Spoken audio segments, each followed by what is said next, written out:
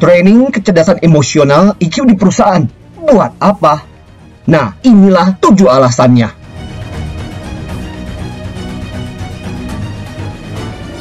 Di suatu ruang meeting, seorang pimpinan perusahaan bertanya dengan serius kepada kami, mengapa sih butuh pelatihan kecerdasan emosional atau EQ?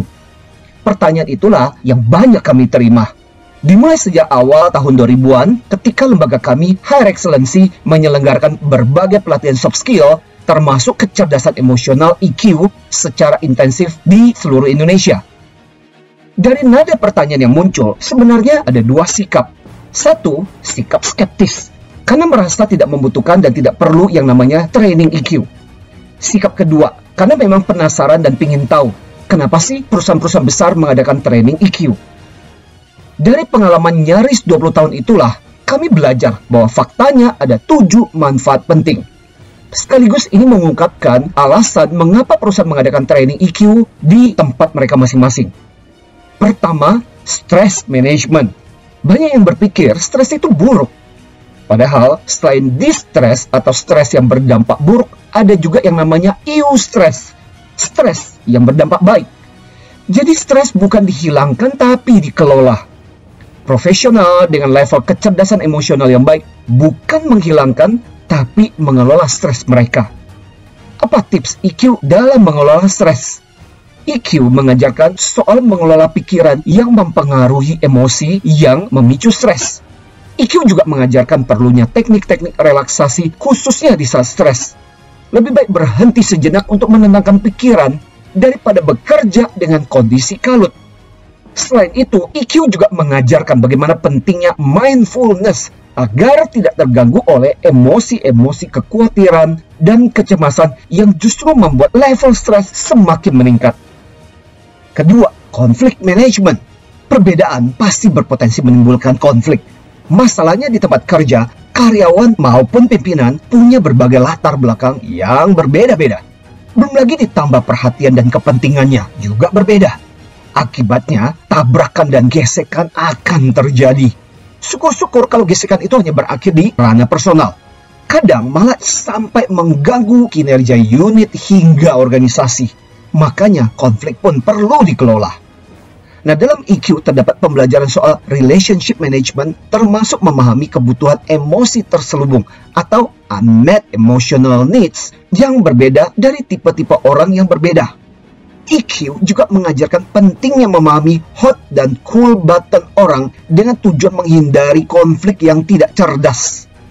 Hot dan cool button ini berhubungan dengan hal-hal yang bisa kita bahas atau hal-hal yang perlu kita hindari saat mendiskusikan sesuatu dengan seseorang.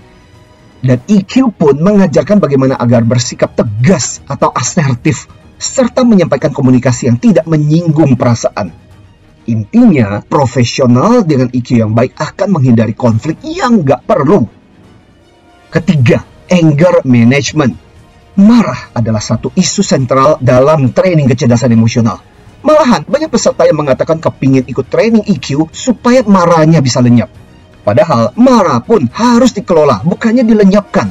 Marah terkadang diperlukan untuk mengungkapkan ketidaksenangan dengan realitas yang tidak kita sukai. Juga untuk menegaskan hak kita yang mungkin dilanggar. Namun, ketika kemarahan jadi tak terkendali, disitulah sumber persoalan terjadi.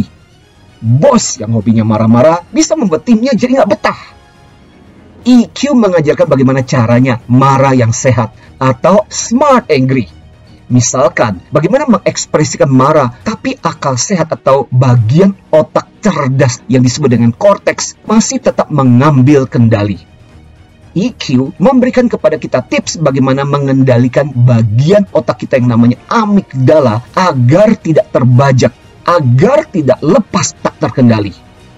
Begitu pula, EQ memberikan kepada kita tips bahwa kita perlu mengetahui pattern atau pola kemarahan kita, agar kita paham kapan saatnya emosi marah kita gampang terpicu. Lantas, kita belajar menjadi lebih waspada. Keempat, energi management.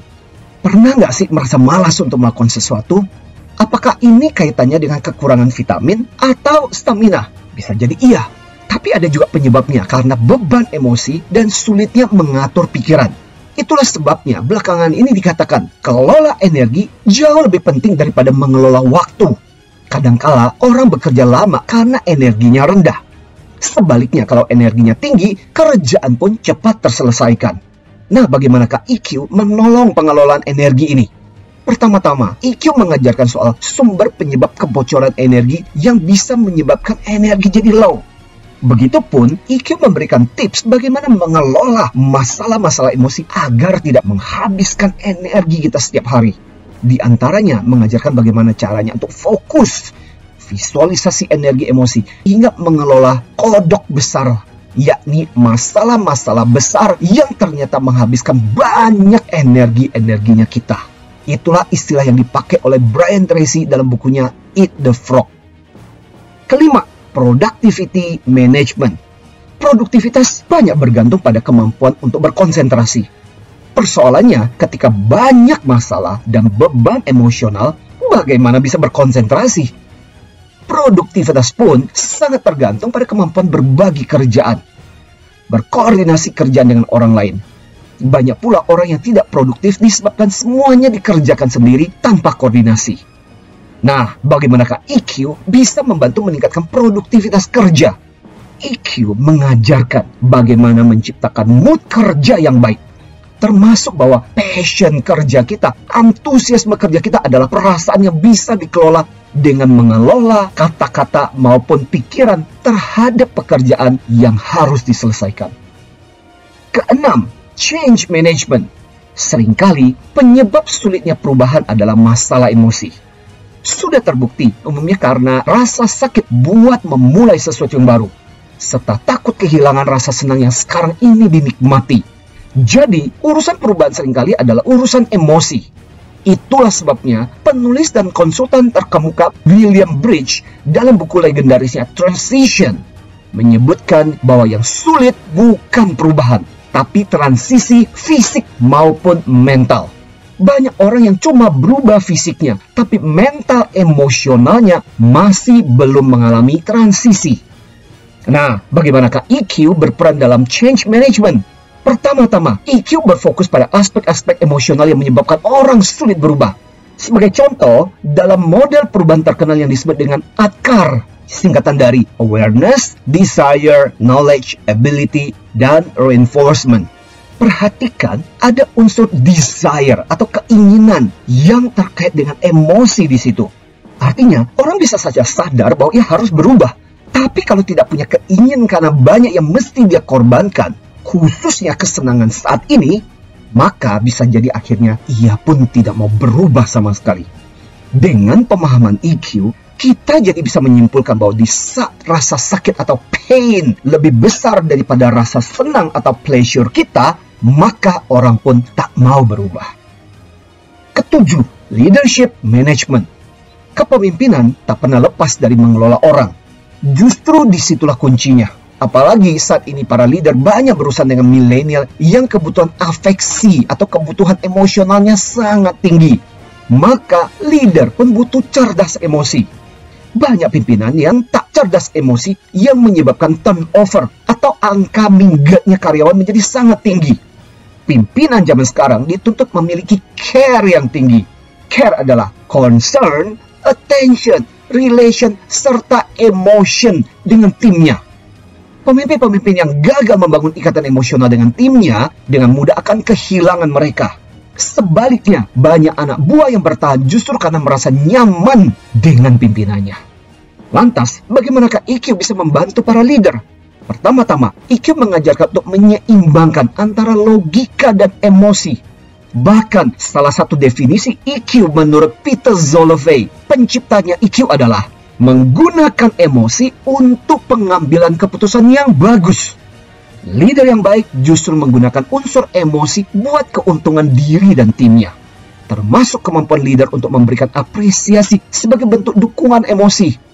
Bahkan saat ini program EQ bagi leader juga memasukkan konsep growth mindset yang selaras dengan pemikiran EQ yang dikembangkan oleh psikolog Stanford University, Carol Dweck, mengungkapkan bahwa beda dengan kemampuan IQ yang perkembangannya ada batasnya, EQ masih bisa dilatih. Jadi leader pun belajar percaya soal dirinya dan timnya. yakin ia dan tim masih bisa terus berkembang dan belajar. Begitulah pengalaman nyaris 20 tahun lebih menyelenggarakan training EQ di berbagai perusahaan nasional dan multinasional. Pengalaman ini menguatkan dan membuat kita yakin jika dilakukan dengan sungguh-sungguh dan disupport organisasi, program EQ ini sungguh memberikan dampak yang luar biasa. Jika Anda, tim leader Anda, atau barangkali tim Anda merasa akan mendapatkan manfaat dengan pengembangan level kecerdasan emosionalnya, Anda bisa menghubungi kami.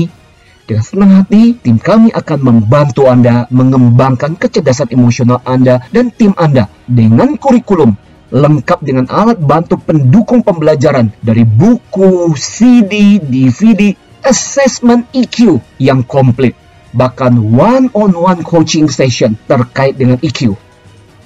Ayo, semakin tingkatkan level EQ Anda, tim Anda, dan organisasi Anda.